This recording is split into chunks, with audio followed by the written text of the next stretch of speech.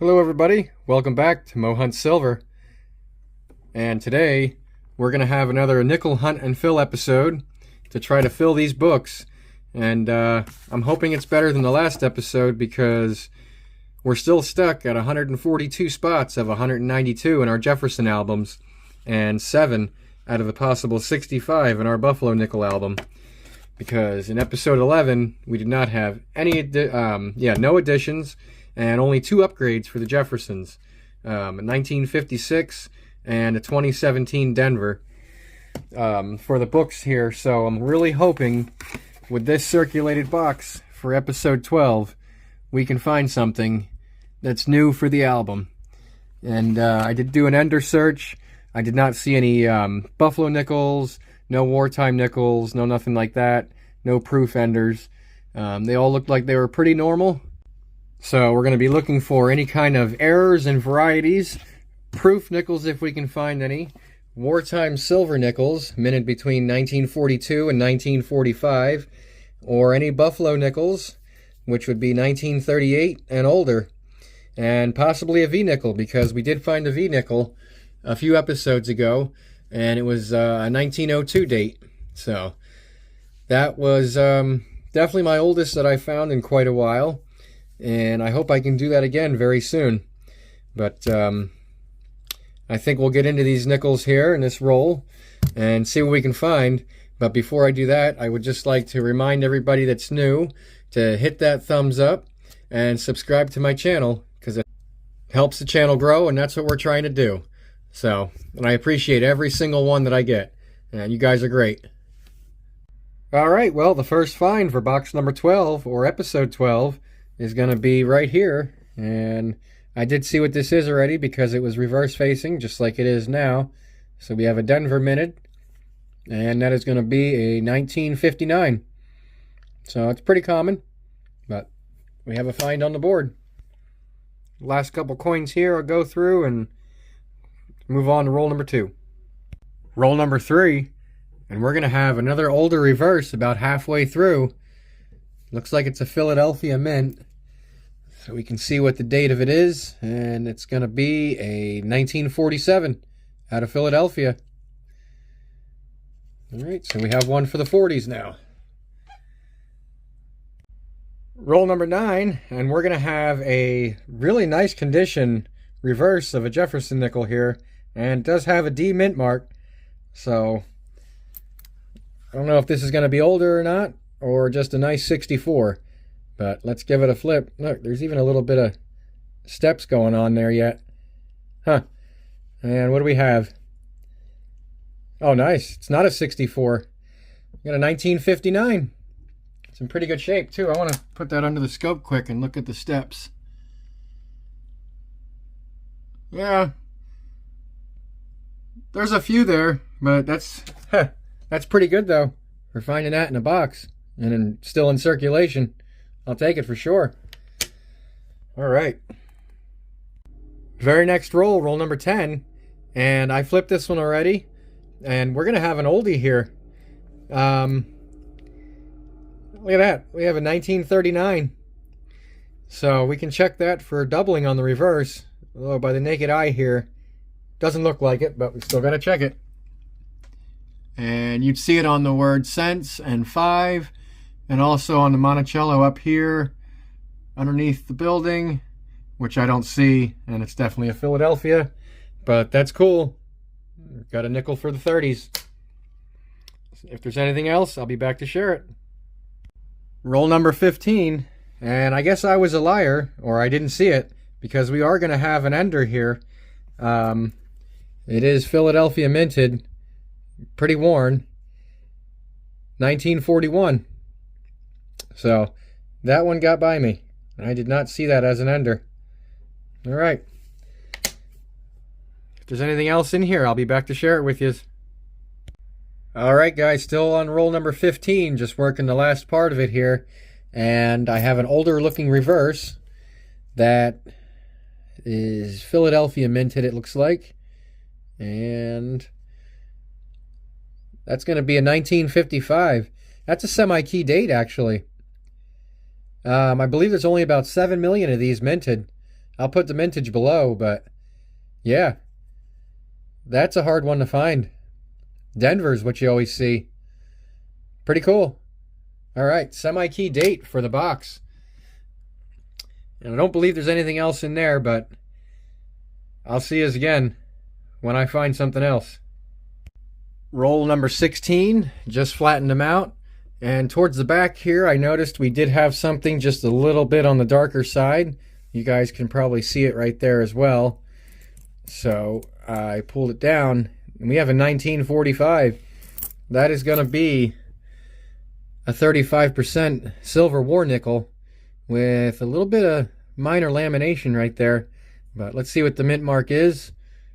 And that's going to be a Philadelphia. So I don't know. I'm not sure if we need this for the book or if it's going to be an upgrade or not. I doubt it'll be an upgrade. But we'll see at the end. Awesome. Silver for the box.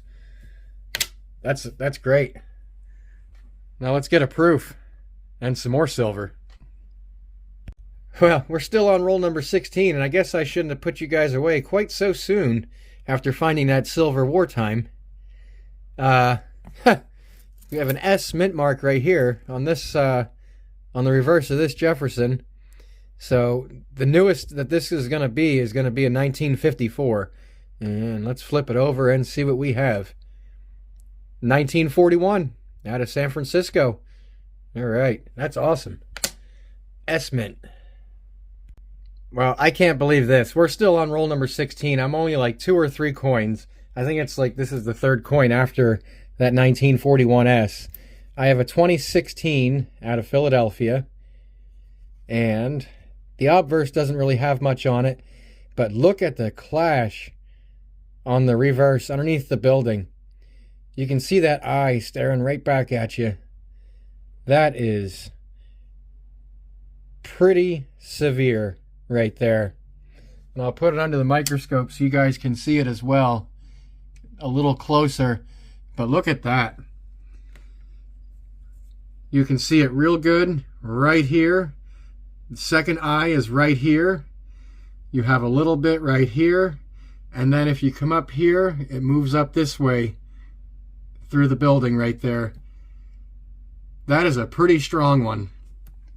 Probably one of the strongest that I've found so far on the reverse. Wow. Nice. Well, if there's anything else in this roll, I'll be back again. Roll 17 is just going to give us a 1957. And it's pretty common out of Denver. But we'll add it to the 50s. Roll number 24. And we're going to have a reverse facing from Philadelphia, 1940. So that is 40's number 5 for the box. All right. Roll number 25. And I believe we're going to have 2 finds in this roll, because I saw we did have a foreign a little bit further back here. But also we're going to have a 1958. And this is going to be out of Denver. So that's pretty common. But then we also have a 1986, this looks like. Yep, 1986, nickel from Canada. And as I drop it. But first foreign for the box. All right. Working through roll number 28. And I already saw what the date of this one is, but we have an older Jefferson reverse with a Denver mint mark. And we are going to have a 1953 out of Denver. Alrighty. Don't believe I saw anything else in here, but I'll be back if there is. Roll number 30. And I believe a few clips ago, I was hoping we'd find a proof in this box. And I believe we just did. This doesn't look like much because it is very circulated. But if I tilt this around, you can see the way the light reflects off of that. And you just barely make out an S mint mark down here. So I will throw it under the microscope. And there you can see how bad it is. It looks like there's damage right where the mint mark is. But that is definitely going to be a proof. And here you can see the reverse. Definitely has cameo. And there you can see that. But yeah, I'll put the mintage below of how many of these are out there. But we have a proof for the box now. Can we find a Buffalo nickel? We have 20 rolls to go. Can we find a Buffalo nickel? Just laid out roll number 33, and we have another dark one here, guys. It's right here. So we're going to pull this out together and see what this is. Oh, look at that. That's definitely another war nickel. Another 1945. And that's going to be out of Philadelphia again. So that's 2 45 Philadelphia war nickels for this box. Awesome. All right. Still need a Buffalo. Very next roll, roll number 34. About halfway through it, and we have a very trashed 1948. And that is going to be what looks like to be Philadelphia. Yeah, I don't see anything there. Man, that's that's rough. But we'll take it. It's a find for the board. Very next roll again, roll number 35. And we have another old Jefferson. And this is going to be a 1946 out of Philadelphia. Pretty common. But it's another find for the board, and we'll take it. And we have 15 rolls to go, plus what's here. Just working the last part of roll number 38, and we're actually going to have a unique find here. 1967, and if you look at the finish on it, it looks almost like a proof, or like actually exactly like a proof finish. But in 1967, they did not mint any proof sets, or any mint sets for that matter. What they did was they made a special mint set, is what they called it. And that was 1965, 66, and 67. And they're kind of like a cross in between the two together. Like an uncirculated finish and a proof finish. And sometimes these have some nice cameo on them, but this one doesn't really look like it. But I'll put the mintage below, and these are kind of rare. So I'll take it. And that's another good find for the box. Roll number 40, only a couple coins in, and we have a 1940, actually not in terrible condition. That does not look too bad for a 1940 at all. Let's see if there's a mint mark. And there's not gonna be, but yeah, that's not in bad shape. It's a pretty good one. Let's just take a quick perusing through. What do we have? Oh, look at that. What in the world is this? That's from the 2000s. It's like a 2001 Philly. That might be a dryer coin, honestly. That is completely very, very smooth. Wow. That's pretty neat. Might hold that aside. What do we got here? 64. And I think that's going to be about it.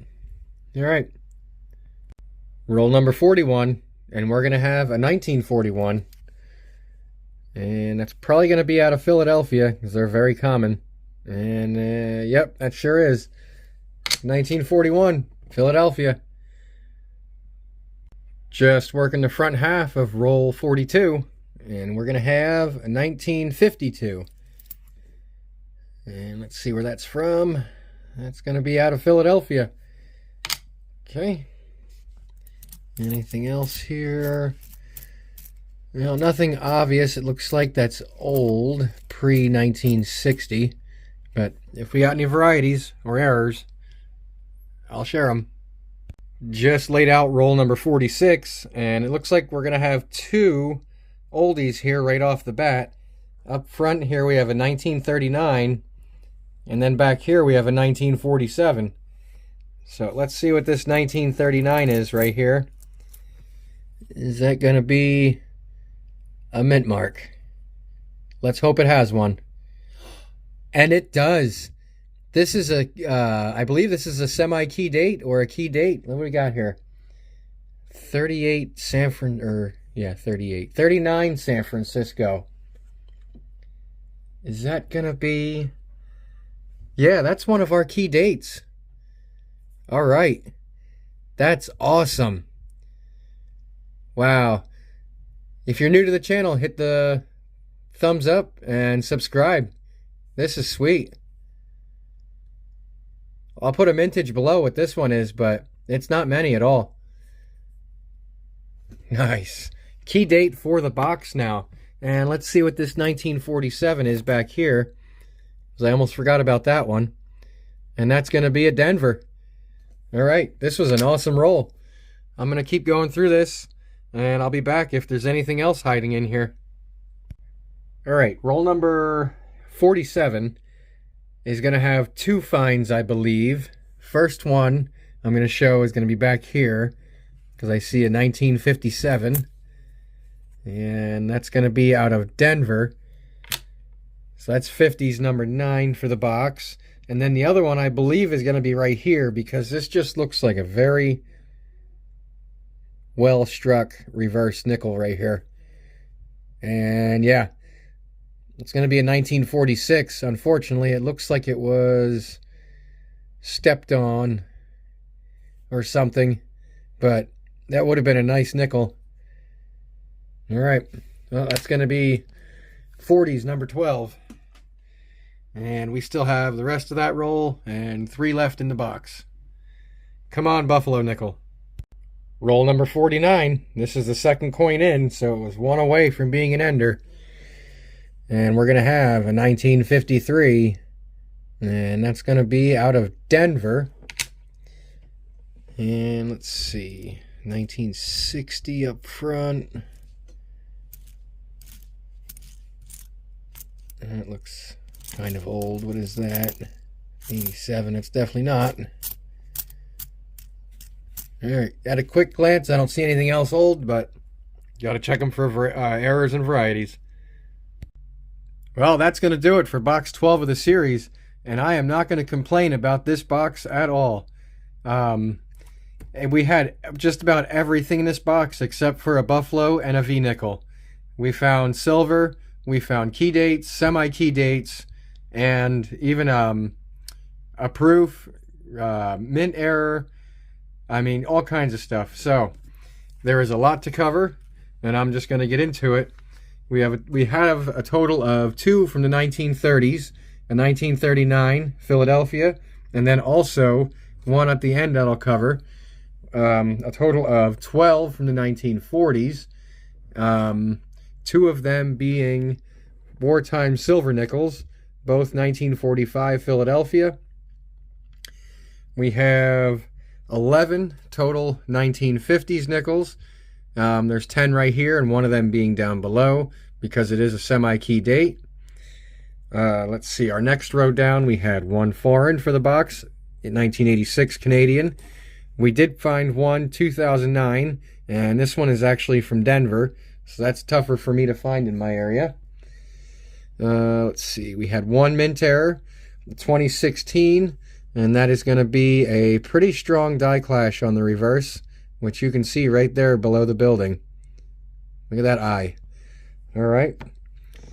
And then a coin that should not be in circulation. Actually, the next 2 coins should not be in circulation, but the first one is in 1967, and that is going to be out of a special mint set, which is a cross between an uncirculated coin and a proof coin.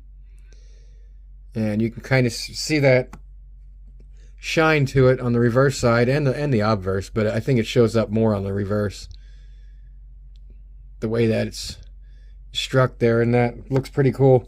And then we did find a proof, which is heavily circulated, 1995, San Francisco, and I believe this is actually a pocket coin.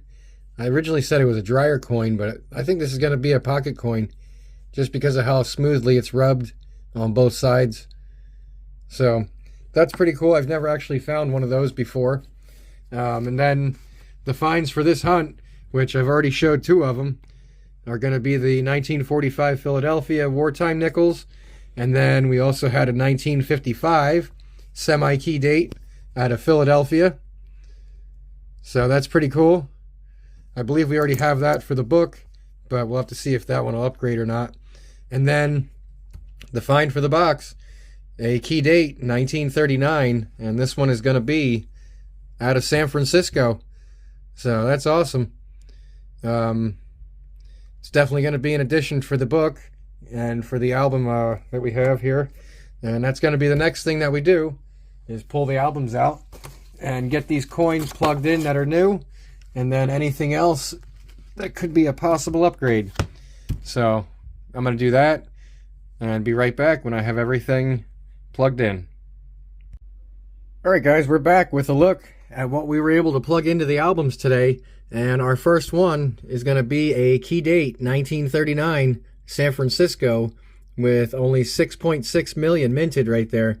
That's a pretty rare one, and it's a great addition for the book.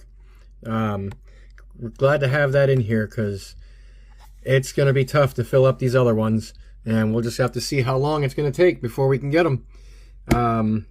But that's all in time. And our second edition for today's hunt is going to be a 1972. That's in pretty darn good condition right there. And that's out of Philadelphia. And then the third edition for today's episode is going to be a 1996 out of Denver. Also in pretty good condition. And that's what I'm trying to do with these other ones, is just hold out until we can find nicer condition coins to put in here. Because these cardboard albums, they don't like to hold the coins very well. After you put a coin in and take a coin out like 2 or 3 times, they start getting kind of loose and jiggle around, and when you fold them up, the coins just fall out. So I'm trying to hold off till we can find some nicer examples on those. So yeah, we had 3 additions for today, and then only 1 upgrade, which is going to be the 1940 out of Philadelphia right there. And that's it for upgrades today. But let's see, so that's going to put us up to 145 spots out of the possible 192 to fill. And that is pretty good after only hunting 12 boxes. We only have, what, 47 spots to fill yet in all these books. And here, I'll give everybody a look at what the books are looking like in total now. So after 12 boxes, that's what our albums are looking like. That is really good for only hunting 12 boxes. Now I'm pretty happy with that, and I hope you guys are enjoying the series so far. And I'll remind everybody again, if you are enjoying the series, please give it a thumbs up and subscribe to my channel if you like the content. So that's going to do it for today, and I'll see you guys on the next Hunt and Fill episode. Have a good one, and thanks for watching. And real quick, before we get out of here completely, like a dummy, I forgot to add the silver into the 2024 silver jar, because we have 2 war nickels that we found in this episode. So we are going to throw them in the jar. We don't have much, but it's still kind of early in the year, and hopefully we'll get some good boxes throughout. All right, now we're out of here. Have a good one, guys. You guys are great. Thanks for watching.